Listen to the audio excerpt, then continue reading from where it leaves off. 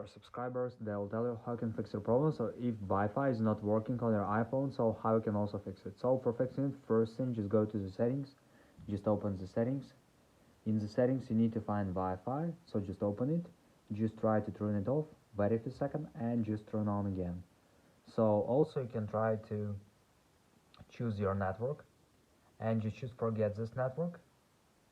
Just tap on forget and just go back and try to connect again to this network by tapping your password.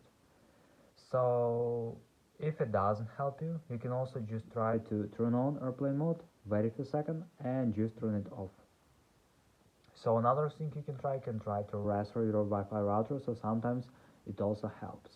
And the latest option you can try to restore your phone, so just go to the general, just scroll down, just tap on shutdown, slide to power off, wait a second, and just power on your phone again, so just simple restore your phone.